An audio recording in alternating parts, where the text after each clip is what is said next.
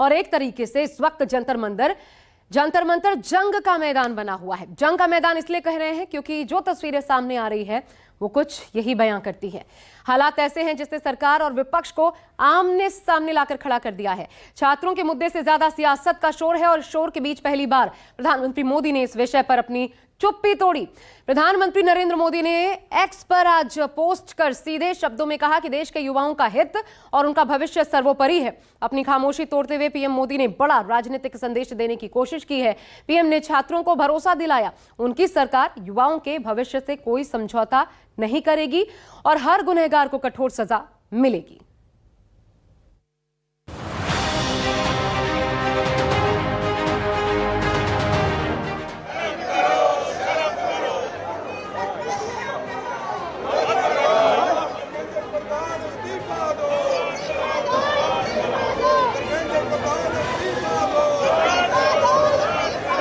बच्चे कुछ कह रहे हैं, पहले उनकी बात सुने। उनकी मांगे क्या है? स्पष्ट मांगे हैं। धर्मेंद्र प्रधान रिजाइन करे। कौन सी क्रांति मानी प्रधानमंत्री जी ने कर दी? क्या उनके इस ट्वीट से जो हमारी बहनों के कपड़े फाड़े गए हैं, क्या उनकी असमत वापस आ जाएगी? नीट पेपर लीक को लेकर छिड़े सियासी घमासान के बीच करीब 1 महीने बाद प्रधानमंत्री मोदी ने चुप्पी तोड़ी।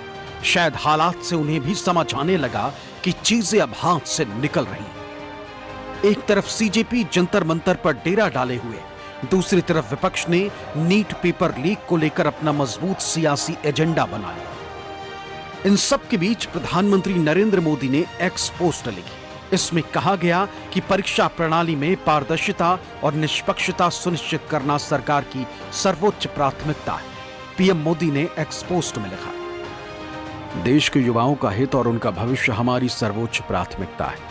पेपर लीक के सभी मामलों में दोषियों को जल्द से जल्द कठोर दंड देने के लिए केस के त्वरित निस्तारण के लिए फास्ट ट्रैक कोर्ट्स का गठन किया जाएगा। इस संबंध में निर्देश दे दिए गए हैं कि संबंधित विभाग आवश्यक कार्रवाई सुनिश्चित करे। विद्यार्थियों के हितों को सुरक्षित करने के लिए सरकार द्वारा लिए जा रहे निर्णयों की श्रृंखला में ये एक महत्वपूर्ण कदम है। युवाओं के भविष्य के साथ खिलवाड़ करने वाले किसी भी व्यक्ति को बख्शा नहीं जाएगा। पीएम का यह संदेश ऐसे समय आया है जब विपक्ष लगातार सरकार पर परीक्षा प्रणाली को लेकर सवाल उठा रहा है और छात्र सड़कों पर प्रदर्शन कर रहे हैं। वहीं पीएम मोदी के पोस्ट पर राहुल गांधी ने एक्स पोस्ट करके तंज कसा और सवाल उठाए। राहुल ने लिखा, आपने ही हमारे युवाओं के भविष्य को सबसे ज्यादा नुकसान पहुंचाया है।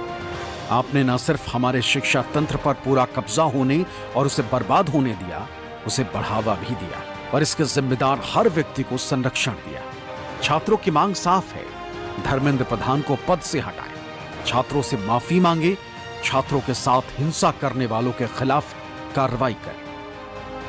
विपक्ष का कहना है कि यह पोस्ट सरकार की राजनीतिक छवि बचाने की कोशिश है, जबकि छात्र जवाब और न्याय की मांग कर रहे हैं। प्रॉब्लम एक है, बच्चा कुछ कह रहा है, आप कुछ और कह रहे हो। नेता हैं, नेतृत्व दिखाने का समय आ गया है। नेतृत्व दिखाएं। बच्चे कुछ कह रहे हैं, पहले उनकी बात सुने। उनकी मांगे क्या है? स्पष्ट मांगे हैं। धर्मेंद्र प्रधान रिजाइन करे। मोदी जी ने फास्ट ट्रैक कोर्ट बनाने की बात की है जिससे पेपर लीक होने के बाद व्यक्तियों को जल्दी सजा मिल सके। लेकिन मोदी जी, आप ये बताइए कि पेपर लीक इस देश में हो क्यों रहे हैं? पेपर लीक इसलिए हो रहे हैं क्योंकि आपने ऊपर से लेकर नीचे तक इस देश में सिस्टम में नकारा नाकाबिल लोग बिठाए हैं, जिसमें धर्मेंद्र प्रधान टॉप पे है। राजनीतिक जानकारों की माने तो प्रधानमंत्री का ये पोस्ट सिर्फ एक सोशल पोस्ट भर नहीं, बल्कि एक बड़ा राजनीतिक संदेश भी है। पहली बार प्रधानमंत्री ने सीधे इस मुद्दे पर सार्वजनिक रूप से अपनी बात रखी। इससे सरकार ये संदेश देना चाहती है कि वो मामले को गंभीरता से ले रही और छात्रों की चिंताओं को समझती है। पहला संकेत यही कि युवाओं के बीच भरोसा कायम रखा जाए। दूसरा संकेत जांच एजेंसियों की कार्रवाई पर सरकार की प्रतिबद्धता दिखाना है, जबकि तीसरा संकेत विपक्ष के आरोप का जवाब देना कि सरकार इस पूरे विवाद पर चुप है। माननीय प्रधानमंत्री जी का ही बयान आया है कि फास्ट ट्रैक कोर्ट के द्वारा इन अपराधियों का सख्त कार्रवाई होगी और दंडनीय अपराध है, इसीलिए उनका पनिशमेंट भी होगा। हमारे बच्चों का विषयों में एक्शन होना चाहिए, जल्द से जल्द जस्टिस दिलवाना चाहिए। इसके लिए सरकार कंप्लीट मेहनत और डेडिकेशन के साथ कर रही है।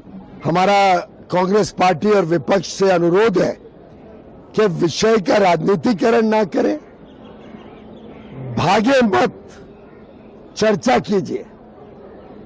विपक्ष जो चर्चा से भाग रहा है, विपक्ष जो राजनीतिकरण कर रहा है, इसकी घोर निंदा करते हैं।